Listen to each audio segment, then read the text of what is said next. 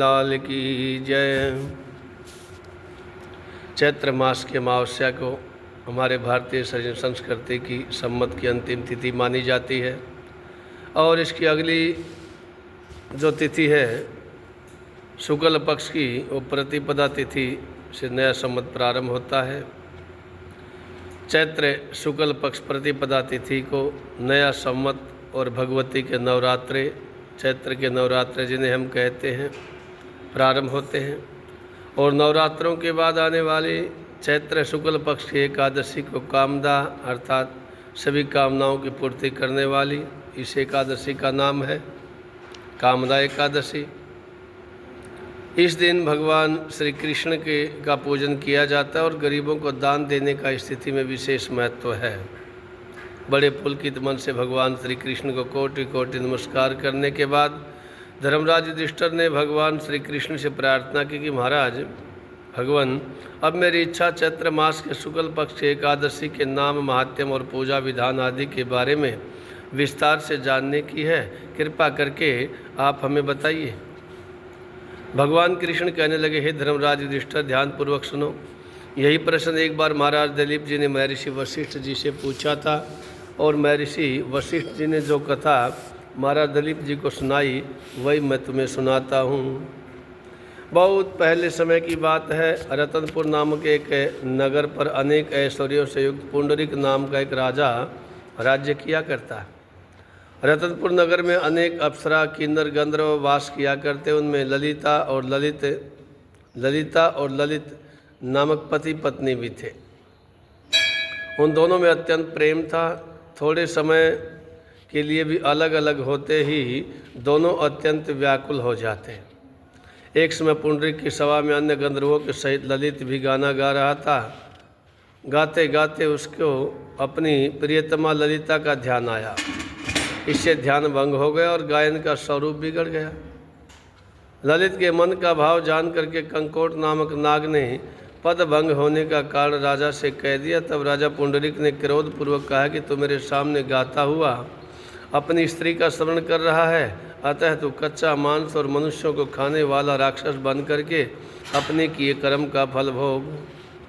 पुंडरीक के श्राप से ललित उसी समय विकराल राक्षस बन गया और उसका मुख अत्यंत भयंकर, नेत्र सूर्य और चंद्रमा की तरह प्रदीप्त और मुख से अग्नि निकलने लगी। सिर के बाल पर्वत पर जैसे खड़े वृक्षों के समान हो गई, भुजाएं लंबी हो गई। इस प्रकार उसका शरीर 8 योजन लंबा हो गया।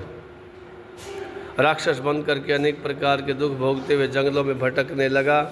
अब उसकी पत्नी स्त्री ललिता भी अत्यंत दुखी होकर के उसके पीछे पीछे भटकती रहती और तरह तरह से विलाप करती रहती। वह अपने पति के उद्धार का उपाय सोचती रहती। एक दिन ललिता अपने पति के पीछे पीछे चलते हुए विंध्याचल पर्वत पर श्रृंगी ऋषि के आश्रम जा पहुँची। श्रृंगी ऋषि ने ललिता को देख करके पूछा, देवी तुम कौन हो और यहाँ किस लिए आई हो? ललिता कहने लगी, मुनिवर, मेरा नाम ललिता है। मेरा पति राजा पुंडरीक के श्राप से भयानक विशालकाय राक्षस की योनि को प्राप्त हुआ है। इसका मुझको बहुत दुख है। मेरे पति के उद्धार का आप कोई उपाय बताइए। ऋषि बड़े कृपालु दयालु होते हैं। ऋषि कहने लगे, हे गंधर्व कन्या, अब चैत्र शुक्ल पक्ष एकादशी आने वाली है जिसका नाम कामदा एकादशी है। उसका व्रत करने से मनुष्य के सब कार्य सिद्ध हो जाते हैं। यदि तू कामदा एकादशी का व्रत करके उसके पुण्य को अपने पति के लिए दे दे तो राजा के श्राप से अवश्य ही मुक्ति मिल जाएगी और तेरा पति शीघ्र ही राक्षस योनि से मुक्त हो जाएगा। चैत्र शुक्ला एकादशी आने पर ललिता ने अपने पति ललित के लिए व्रत किया और द्वादशी को ब्राह्मणों के सामने अपने व्रत का फल अपने पति को देती हुई भगवान से प्रार्थना की कि भगवान, मैंने जो ये व्रत किया है इसका फल मेरे पति देव को प्राप्त हो, जिससे वह राक्षस योनि से मुक्त हो जाए। एकादशी का फल देते उसका पति राक्षस योनि से मुक्त हो गया और मुक्त होकर के अपने पुराने स्वरूप को प्राप्त हुआ। अनेक सुंदर रत्न आभूषणों से युक्त होकर के ललिता के साथ संग रहने लगा आराम से। उसके पश्चात वे दोनों एक दिव्य विमान में बैठ करके जब आयु पूर्ण हुई तो स्वर्ग के ऐश्वर्यों को भोगते हुए स्वर्ग को प्राप्त हो गए। वशिष्ठ मुनि जी ने आगे बताया, राजन, इस व्रत को विधि पूर्वक करने से समस्त पापों का नाश हो जाता है तथा राक्षस आदि की योनि भी छूट जाती है। संसार में इसके बराबर कोई और दूसरा व्रत नहीं। इसकी कथा पढ़ने सुनने मात्र से ही वाजपेयी यज्ञ का पुण्य प्राप्त होता है, ऐसा पद्म पुराण के अंतर्गत शास्त्रों का मानना है। वैसे तो सारी एकादशियों का व्रत ही श्रेष्ठ है और सभी व्रतों में श्रेष्ठ एकादशी का व्रत ही माना गया है।